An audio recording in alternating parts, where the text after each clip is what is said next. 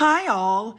Everything in my video is pulled from the public domain, and I am using them under the Fair Use, Fair Dealings guidelines. Everything I say is my own opinion. You should look into this information for yourselves, but I'm pretty sure I'm right. Morning, everybody.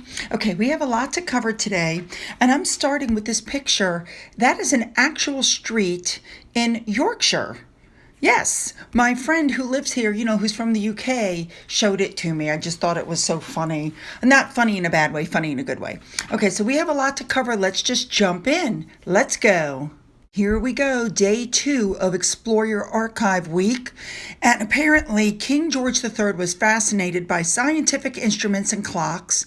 And here's a manuscript where he lists the correct sequence of operations for a watch. Pretty cool. All right, King Charles received 2 ambassadors from the UK, from Denmark, and the Grand Duchy of Luxembourg, and Lieutenant Governor of New Brunswick at Buckingham Palace. All right, next up, Royal Highness Prince Richard, the Duke of Gloucester, who went to St. Mary's East Barnet to open up the new community halls. I think that's very nice. Nice photos. Alrighty, next up, I showed you this get-together at Buckingham Palace with the Queen Consort Camilla where they were fighting, sexual violence during war. Well, that evening, they had a reception, and these beautiful pictures of the First Lady of Sierra Leone, Dr. Fatima Bayo, came up. And that's when I went back and looked and realized I had forgotten somebody. If you look on the right, you see the lady in gray? That is the First Lady of Ukraine, Olena Zelensky, meeting the Queen Consort. Watch this.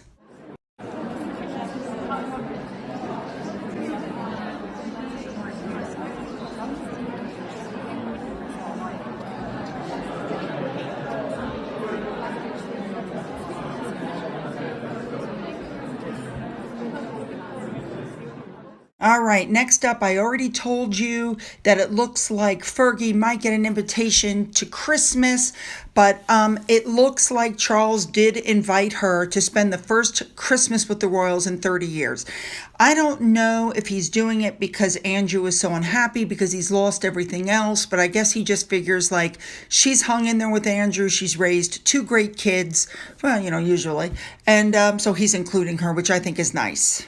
Next up, some pictures were just posted from the Falkland Islands. Apparently, Her Royal Highness Princess Royal Anne and Vice Admiral Sir Thomas Lawrence went to the historic Dockyard Museum before they left.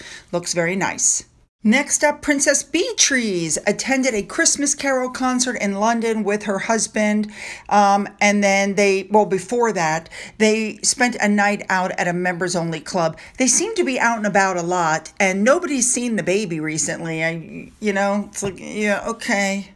All right, let's jump right into this whole Earthshot Prize and Ripple Award thing. The articles are coming out saying that the Kennedy cousins chose their sides in the royal rift. And I love what Twitter user Tracy said. There's no war. The Montecito duo came unarmed and lost before the first shot was even fired. And it's true. Harry and Meghan's popularity in the United States is plummeting, and they're saying that they're not real royalty. Well, they're not. The constant whining, the constant complaining, the constant, we're going to do this, we're going to do that, nothing gets done. The constant, nothing but Zoom calls and letter writing while they run around grabbing awards for lies that they told on a TV show. They make a mockery of themselves and everybody else. People don't want them. They just don't get it. So we have their itinerary. So on Wednesday the 30th, they arrive, and they're going to go to the Boston City Hall, where the mayor and Ambassador Caroline Kennedy will help start the countdown to the Earthshot Prize. On Thursday, they're going to visit the Greentown Labs in Somerville to see some of the innovative technologies being utilized and some of the work that organizations in Boston are doing to help make things more sustainable. Then they're going to go to ROCA, which is a nonprofit organization that's been working for 35 years to help with a cohesive approach to help and save the journey of the lives of high-risk young people. On Friday, Catherine is going to visit the Center on the Developing Child at Harvard University. We know that's where her passion lies. While Catherine's doing that, William is going to tour the John F. Kennedy Presidential Library and Museum with Carolyn Kennedy, and then it's on to the Earthshot Prize ceremony at the big music hall. I'm excited. It's being said that William and Catherine are meeting U.S. political royalty by meeting Carolyn Kennedy, who is the only surviving child of JFK and Jacqueline Onassis Kennedy. Now, the other bit of news coming out, which has not been confirmed, is that President Biden will be in Boston at the same time and that they're trying to finalize details so that they can meet. Well, that'll be a kick in the teeth to some other people. You know, a lot of people are talking about the William and Catherine versus Harry and Meghan. There really is no comparison. We all know that. But one of the TV shows in the UK had something to say about that. So listen to this. That's right. This is really unfortunate timing for Prince William. This is his Super Bowl. This is so much work. And this is a tangible initiative that he created. In 10 years, he wants to be able to look at some of these people that they've given these grants to. He wants those things to have come to fruition. And unfortunately, we are looking at Harry and Meghan and this ridiculous award that the RFK Foundation is handing to them, the Ripple of Hope Award, which Kerry Kennedy said was being given to them for them fighting the structural racism within the royal family. But I truly don't think that Harry and Meghan live rent-free in their head. I think that they're very focused on these opportunities that they've created for themselves. And I think that they're an inconvenience, but they're not their focus. Popularity-wise, you do see the Prince and Princess of Wales have a much stronger hold here in the States, and that was not always the case. But we went through years now of Harry and Meghan complaining. A lot of talk. It's a lot of complaining, podcasting about words you don't like. I really don't know what the ultimate objective is there. And I do think that Americans are excited to see William and Catherine. And to us, it's the first time we've seen real royalty in a very long time, because I don't think that that's how we define Harry and Meghan. Now, in the meantime, Meghan finished that ridiculous thing that she did in Indianapolis, where she handed out her photo. And what do you see her doing in the garage? She's ordering everybody around. Security must not have been too tight, because these pictures were taken by the Daily Mail. I'm not kidding. She obviously didn't stay at that hotel with everybody. Hell, she might even have taken her private jet home. I'm still waiting to see how she got there and how she got back. I can almost guess with 99.99% accuracy it was a private jet. We all know this. That's the only way she travels. But it's pretty obvious from these photos that something didn't go right. She looks absolutely pissed off. Something happened. I'm sure it'll all leak out later. I'm sure we'll all hear about it later, but you can just see from the face, she is very unhappy.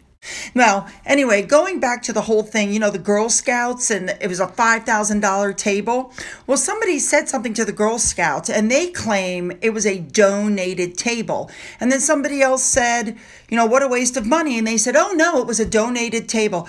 I don't think it was a live person answering. I mean, are you kidding? They just kept saying, oh, no, we had a donated table. We had a donated table. Well, that makes you wonder how many of those tables were donated, because they weren't going to have an empty room like they did with Harry. I'm also in the back of my brain going, why would they donate free table to children? Probably because they know the kids will sit there quietly and won't say anything. Oh, my God. All right, let's move on.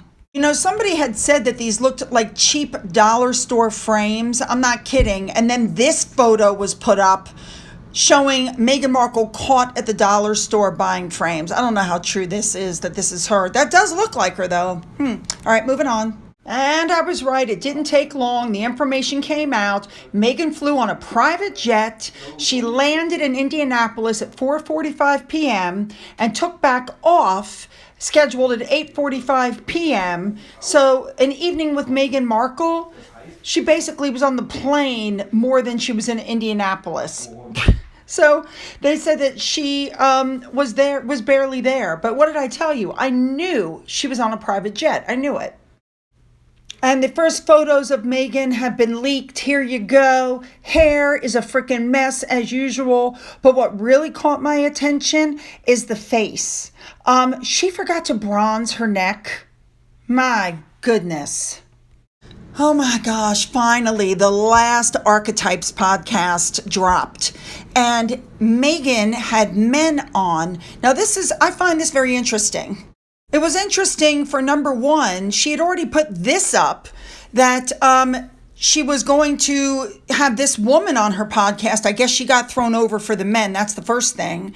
The second thing was one of the men that was on there was Andy Cohen, who's behind the whole Housewives franchise. And apparently she'd met him twice and he had no memory of her. Just like when she was on Deal or No Deal and Harry Mandel had no memory of her. She was not memorable, but apparently she pointed that out to him and he was so embarrassed because he didn't remember her. Now, she said, I was a huge fan of your show, but I had to stop watching when my life became so dramatic. There were rumors out before that she wanted to join the Real Housewives franchise. And just as an FYI to throw this in here, a blind item came out saying that Meghan has a Google alert for her name and she checks it every hour. And of course she had heard of the franchise, the Housewives franchise. She tried to get on it. Now, interestingly enough, she also had Mr. Noah on her podcast. He's a South African comedian. Now, I guess the gloves are off because what you guys may not know about this man, I'm disgusted. Disgusted. For those of you who are unaware, he mocked the king on his show just a few days after the queen died. What he said was, it's going to take a lot of work to shape the monarchy into something that everyone can get behind. And based on his first week, looks like King Charles isn't the guy to do it. Well, I could totally understand why Meghan had him on. After all, anybody who insults the royal family is a friend of hers. He made some nasty comments about Rishi, saying that people couldn't get behind him, something to that effect, because he wasn't white. So, of course, he gets into it with Piers Morgan. Come on, Piers. I wasn't saying the entire UK was racist. I was responding to the racists who don't want Rishi as prime minister. That's why I said some people. Yeah, Piers Morgan wasn't having that. Piers was like, no, you come on, Trevor. There was no backlash in the UK to Rishi becoming the prime minister because of his heritage. You made that up to create a racist narrative that simply didn't happen. And we Brits are bored by the US media and the disingenuous Duchess, making us look like a bunch of racists. Well, I mean, that's what she's done. And do you guys remember this college professor that hoped that the Queen's death was excruciating? And then she cried racism when people complained about the horrible thing that she said? Remember that? This guy sympathized with her. I'm not kidding. You know, I have to agree with the body language guy. It was word salad. Look at some of the answers this man gave. He said things like, conversations are framed. Men have to give up something. We have to give up these shackles. Yes, we have to pursue the world. None of the stress of this idea of what you're supposed to be as a man. Just be you. How about this answer? Meghan asks, what kind of husband do you want to be, Trevor? And Trevor says, the kind of husband my wife would want me to be. What? Next up was the producer Judd, I hope I say this right, Apatow, who produced the first gay rom-com. And all he really had to say is, my understanding of women shifted after I got married and had 2 daughters. Well, I think that's for anybody. I'm like, are you kidding? Again, the body language guy really nailed it. Meghan had Andy Cohen, who's gay, Trevor Noah, who's black, and this Judd guy who produced the first gay rom-com. But I guess Harry being white and heterosexual meant that he couldn't be on it. Meghan's mole pointed out that Meghan Markle shafted those black women that were supposed to be on her podcast. However, Andy Cohen is the bigger fish, and I had no idea that he was facing claims of colorism, racism, and bullying on the franchise, but we know that she wants to be on that franchise, so there you go. So finally, ladies and gentlemen, the Archetypes podcast is over. She's got nothing left to whine about right now. She's run out of all her celebrity friends. There's no old classmates to pull in. She's at the end. There's been no more publicity or real hype about it, and the numbers are dropping hand over fist. Now, it's very obvious that Meghan has gone mental now that William and Catherine are coming to the United States. She and Harry went very quiet for weeks. We didn't hear anything. Now it's media blitz, one thing after another, because they're trying to get you to not look at the Earthshot Prize. So let's start off with the Thanksgiving meal, which they put up this picture and nobody gave it any attention. It got no traction, so they released the picture themselves. Look at what we did. How about her last archetypes? Nobody paid it any attention. It didn't get a lot of fanfare. So they had a picture taken with that poet, and she put it up there to try to get interest in it, and that didn't work. Then, Meghan flew to this women's power thing, and people put up pictures that made it look like a joke. Bubble wrapped photos on the table. Then all of a sudden, Meghan Markle is proud to be backing an accessory brand that's giving out these bags. What you found out later on was she carried one of these bags. They didn't sell, and so apparently they have these 500 bags sitting there, and that's what they're giving. At least that's what's being reported.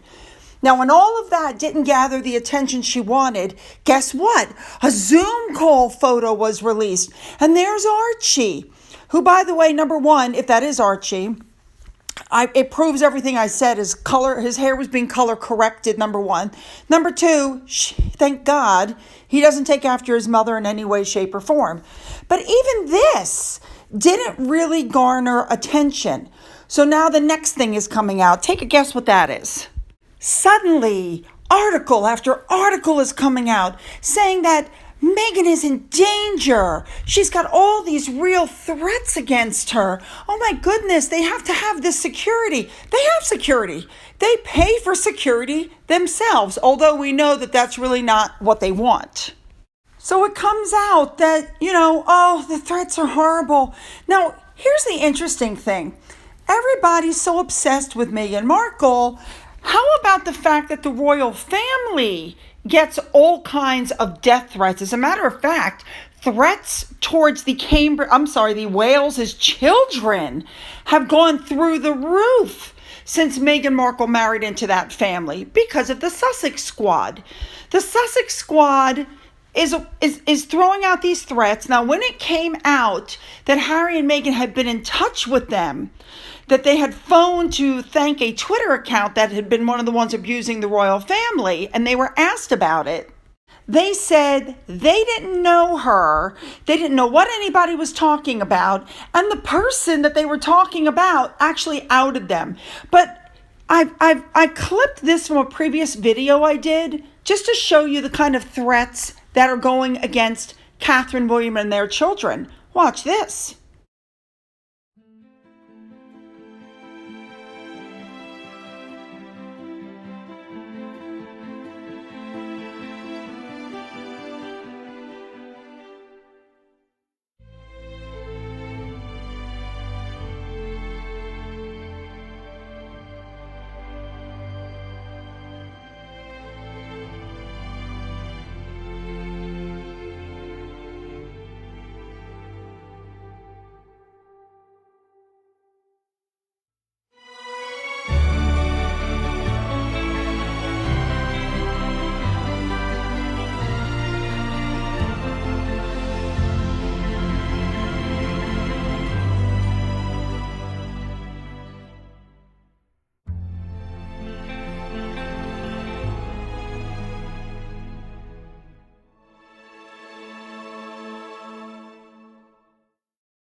Truth of the matter is, all Harry and Meghan had to do was put out a statement and say, we don't approve of this kind of behavior.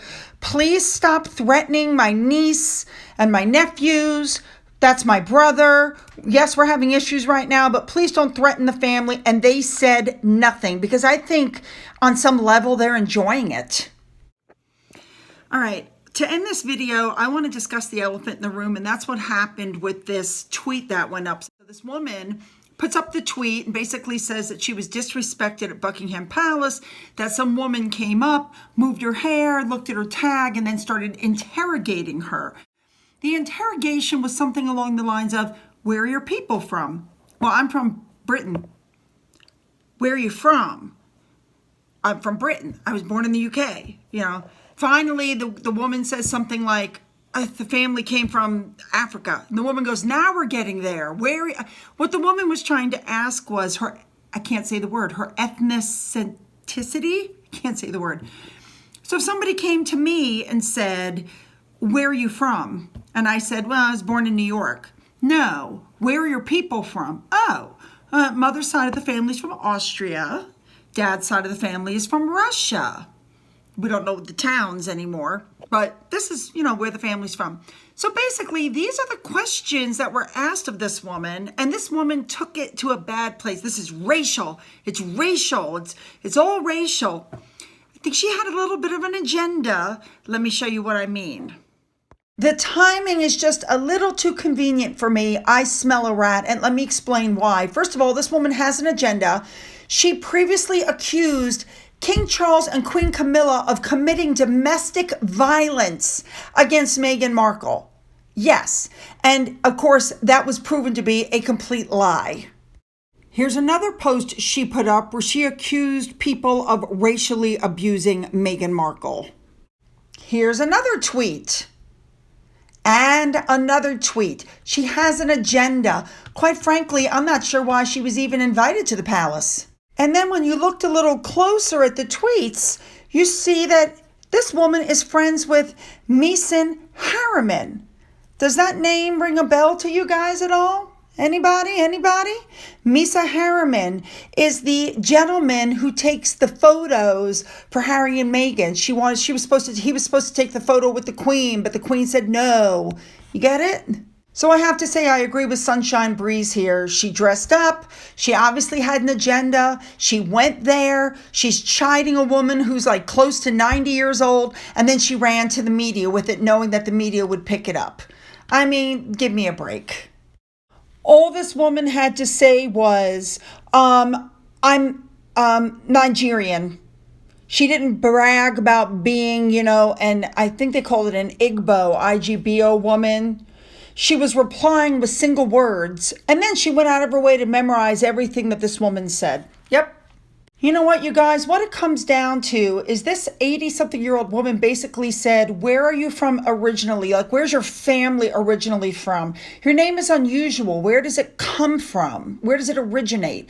But because the questions were phrased differently due to this woman's age, this woman took offense.